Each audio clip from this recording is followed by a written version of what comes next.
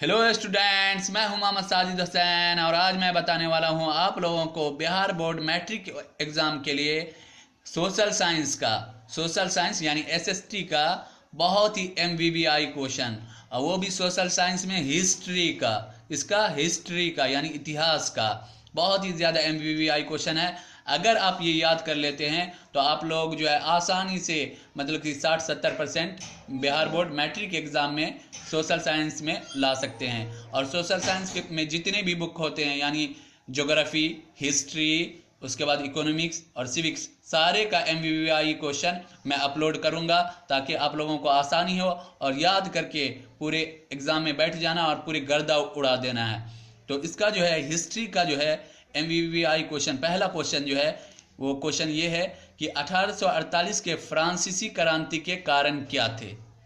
ये क्वेश्चन है और मैं समझाऊंगा तो बहुत ही ज़्यादा लेट हो जाएगा, तो मैं सिर्फ क्वेश्चन का आंसर पढ़ देता हूं और क्वेश्चन पढ़ देता हूं, आप लोगों को समझ में आ जाए। बहुत ही आसान लैंग्वेज में है, आप लोग खुद ही समझ जाएंगे। आप लोग बहुत ही ज़्यादा स्मार्ट हैं, ज़रूर समझ जाएंगे। तो पहला क्वेश्चन क्या था, 1848 के फ्रांसीसी क्रांति के कारण क्या थे। तो उसका आंसर है सन 1848 ईस्वी की क्रांति लुई फिलिप के शासन काल में हुई थी। लुई फिलिप के शासनकाल में हुई थी। लुई फिलिप फ्रांस का सम्राट था। इस क्रांति के फलस्वरूप यूरोप में मेटरनिक युग का अंत हुआ। फ्रांसीसी क्रांति के मुख्य कारण यह था कि लुई फिलिप एक उदारवादी शासक था किंतु बहुत अधिक महत्वाकांक्षी था। लुई फिलिप ने अपना प्रधानमंत्री गीजी को नियुक्त किया जो कट्टर प्रतिक्रियावादी था। इसका हो गया पहला क्वेश्चन का ये आंसर हो गया। अब दूसरा क्वेश्चन है बाबू, इटली जर्मनी के एकीकरण में ऑस्ट्रिया की क्या भूमिका थी। मतलब ऑस्ट्रिया की भूमिका क्या थी। इटली जर्मनी के एकीकरण में ऑस्ट्रिया की भूमिका क्या थी। तो उसका आंसर है बाबू, इटली और जर्मनी के एकीकरण में ऑस्ट्रिया के साम्राज्य अपने आर्थिक तथा राजनीतिक महत्व के लिए प्रसिद्ध था। ऑस्ट्रिया के पृथक्करण हो गए यहाँ पर बाबू। पृथक्करण को हम इस तरह से लिख सकते हैं, पृथक्करण नीचे में है रो। पृथक्करण के कारण जर्मनी और इटली का एकीकरण संभव हुआ। दूसरा क्वेश्चन है बाबू, आप लोग पढ़ भी सकते हैं पूरा। गैरिबाल्डी के कार्यों की चर्चा करें। बहुत ज़्यादा एमवीवीआई क्वेश्चन है, सारा एमवीवीआई क्वेश्चन है, सारा को याद कर लेना है। ज़रूर आप अच्छा परसेंटेज लाएंगे। हमारे नोट्स से जो है आप 60-70 नंबर ज़रूर ले आएंगे। गैरिबाल्डी के कार्यों की चर्चा करें। इटली के एकीकरण में गैरिबाल्डी का काफ़ी महत्वपूर्ण योगदान था।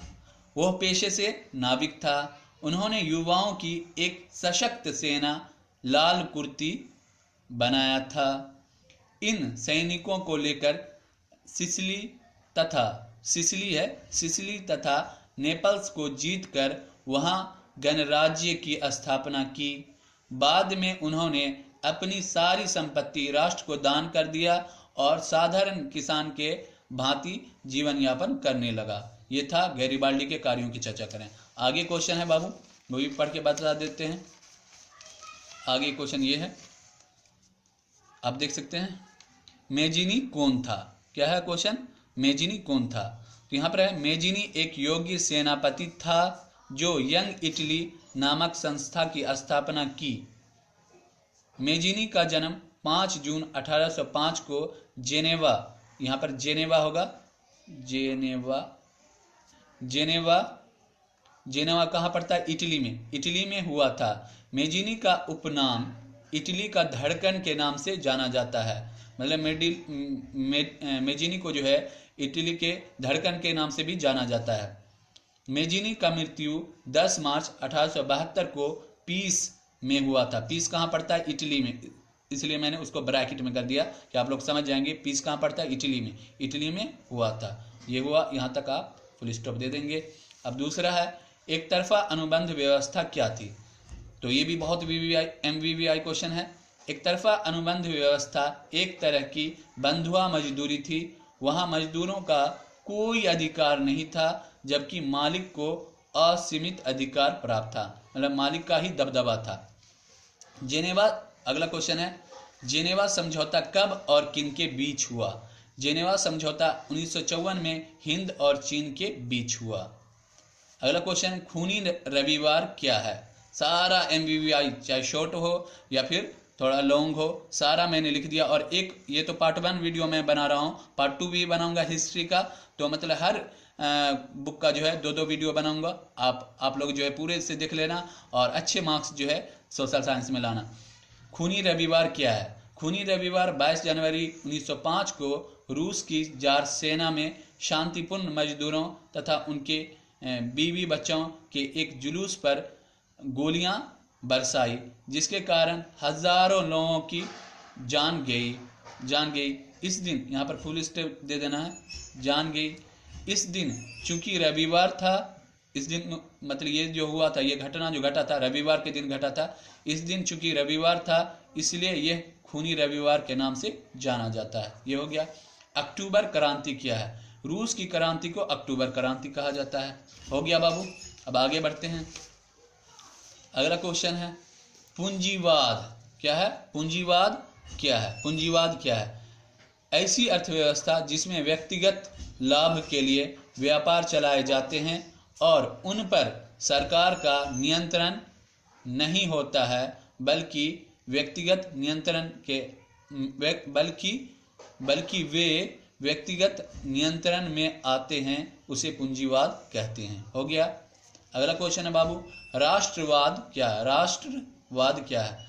अपने देश के प्रति लगाव की भावना को राष्ट्रवाद कहते हैं। अगला, खिलाफत आंदोलन क्यों हुआ? तो इसका आंसर है 1920 के प्रारंभ में भारतीय मुसलमानों ने तुर्की के प्रति ब्रिटेन को अपनी नीति बदलने के लिए बाध्य करने हेतु जोरदार आंदोलन प्रारंभ किया, जिससे खिलाफत आंदोलन शुरू हुआ। अगला क्वेश्चन है, चंपारण सत्याग्रह का संक्षिप्त विवरण दें, शॉर्ट में देना है इसका। तो गांधी, इसका आंसर है गांधी के नेतृत्व में बिहार के चंपारण जिले में सन 1917 में एक सत्याग्रह हुआ था। इसे चंपारण सत्याग्रह के नाम से जाना जाता है। गांधी जी के नेतृत्व में भारत में किया गया यह पहला सत्याग्रह था। अगला क्वेश्चन देखते हैं। ये भी बहुत ही MBBI क्वेश्चन है बाबू, याद कर लेना, सबको याद कर लेना। ये पार्ट 1 वीडियोस में बना रहा हूँ, फिर पार्ट 2 बनाऊंगा और हिस्ट्री का, मतलब 2 वीडियो में पूरा हिस्ट्री में क्लियर कर दूंगा।